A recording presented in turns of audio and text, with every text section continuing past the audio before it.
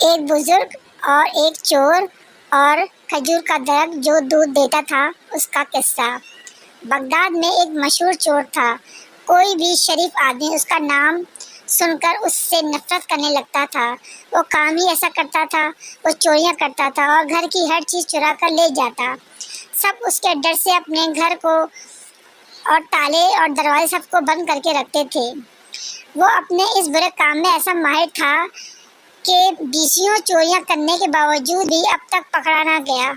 ایک دن ایسا ہوا کہ آخر کار سپاہیوں نے اس کو گرفتار کر ہی لیا۔ اس نے بہت سا سامان چوری کیا ہوا تھا اور گھر والوں کو ڈرایا دھمکایا بھی تھا، اس لیے اسلام کے قانون کے مطابق اس کا ہاتھ کاٹ ڈالا گیا۔ بدنامی اس کی الگ ہوئی تھی۔ اس کو کال کوٹھی میں ڈال دیا گیا۔ وہ سدھرنے والا نہ تھا۔ لوگ خوش ہو گئے کہ وہ پکڑا گیا اور اس کا ایک ہاتھ بھی کاٹ دیا گیا۔ لوگ اس کو ہاتھ کٹے شیطان کہتے تھے۔ اس نے لوگوں کو ہمیشہ تنگ کیا تھا۔ عمر قید کی سزا اس کو ملی تھی۔ اس کی خبیث فطرت کے باوجود اس کی خبیث فطرت نے اس کو مجبور کیا کہ وہ زیادہ دیر وہاں نہ ٹھہرے، اور ایسا ہی ہوا۔ وہ کسی نہ کسی طرح وہاں اس قید خانے سے بھاگنے میں کامیاب ہو گیا۔ پھر دوبارہ اس نے اپنی چوری والے خراب کام شروع کر دیے۔ ایک ہاتھ کٹ جانے پر بھی وہ اچھا انسان نہیں بنا تھا۔ آزادی ملی تو وہ پھر دوبارہ چوریاں کرنے لگا۔ رات ہوئی تو وہ چوری کرنے نکلا، لیکن اس کے ڈر سے سب نے اپنے دروازے بند کیے ہوئے تھے۔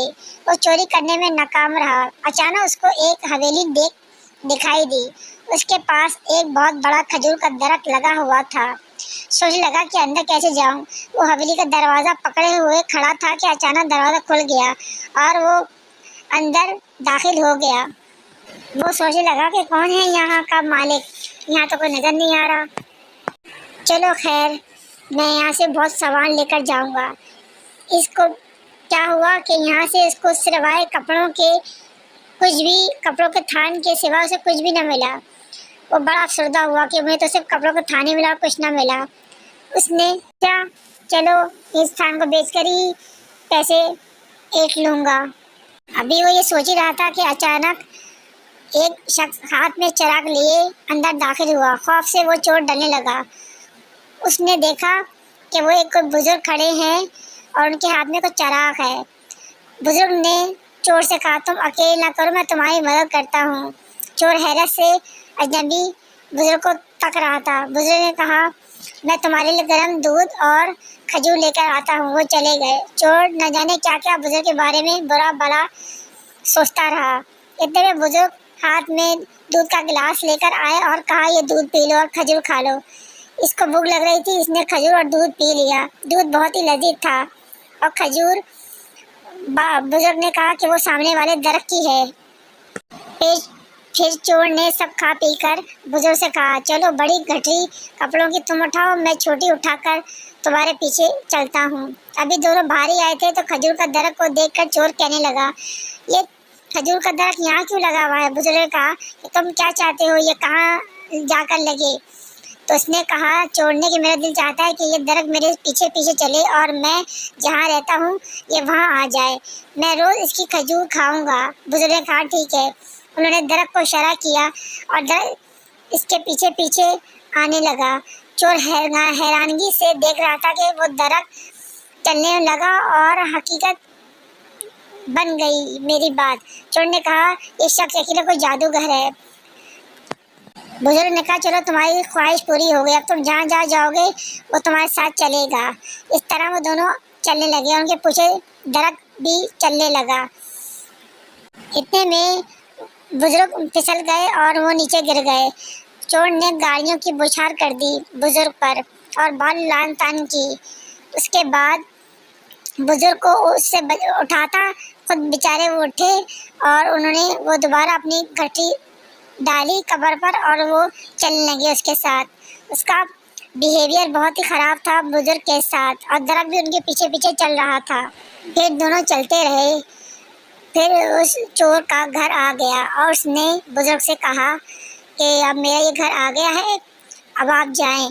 اگر تم چاہتی ہو کہ تمہیں میں کچھ حصہ دے دوں تو دے دوں، لیکن بزرگ نے کہا کہ مجھے تم سے کچھ نہیں چاہیے، یہاں یہ درخت تمہیں میں دے رہا ہوں، تمہارا کب بھی دل چاہے تم اس کو کہہ دینا، یہ تمہیں گرم گرم دودھ بھی نکال کے دے گا اور اس میں سے نکلتا ہے، اور تمہیں یہ کھجورے بھی دے گا، تم اس کو کھانا۔ یہ سن کر چور خوش ہوا اور اس کے دل میں یہ آیا کہ میں ایسے ان کے ساتھ خراب بیہیویئر رکھ رہا ہوں اور یہ میرے ساتھ اتنا اچھا کر رہے ہیں۔ چور کا دل بدل گیا۔ پھر تھوڑی دیر بعد بزرگ وہاں سے چلے گئے کہ اب میرے جانے کا ٹائم ہو گیا ہے۔ چونکہ چور کا دل بدل چکا تھا، اس نے بزرگ کے جانے کے بعد ساری رات اللہ تعالیٰ سے توبہ استغفار کی، اللہ سے سچے دل سے معافی مانگی۔ اتنے میں پھر صبح ہو گئی۔ پھر اسے کہیں سے آواز آئی، پتہ چلا کہ درخت بول رہا تھا کہ بھائی تمہیں دودھ پینا ہے اور کھجور کھانی ہے۔ تو چور حیران تھا کہ تمہیں کیسے پتا کہ مجھے یہ کھانا ہے؟ تو کہنے مجھے حکم ہوا ہے کہ تمہیں یہ چیزیں میں دوں۔ چور نے کہا اچھا ہاں۔ چور نے کھایا اور پیا اور پھر اس نے کہا کہ مجھے ان بزرگ سے ملنا ہے، درخت سے کہا۔ اتنے میں اس کے کٹے ہاتھ میں حرکت ہونے لگی اور وہ کہنے لگا ارے میرا ہاتھ تو حرکت کرنے لگا ہے۔ درخت بولا یہ جو کچھ بھی تمہارے ساتھ ہو رہا ہے یہ سب ان بزرگ کی دعاؤں سے ہوا ہے جن کے ساتھ تم نے برا سلوک کیا۔ یہ سب سننے کے بعد وہ بزرگ کو ڈھونڈنے نکل گیا۔ وہاں کے لوگوں سے پوچھا کہ یہاں بزرگ رہتے تھے؟ تو کہیں گے ہاں یہاں پر بزرگ رہتے ہیں جو قرآن شریف سب کو پڑھاتے ہیں۔ اس گھر کے اندر داخل ہوا تو وہی بزرگ بیٹھے ہوئے تھے اور ان کا درس اتنے سارے لوگ سن رہے تھے۔ اتنے میں اذان ہوئی اور سب چلے گئے نماز پڑھنے۔ وہ بزرگ کے پاس آیا اور قدموں میں پڑ گیا ان کے اور ان سے معافیاں مانگنے لگا۔ بزرگ نے اس کو معاف کر دیا اور وہ راہ راست پر آ گیا اور 5 وقت نمازی بن گیا اور اللہ اللہ کرنے لگا۔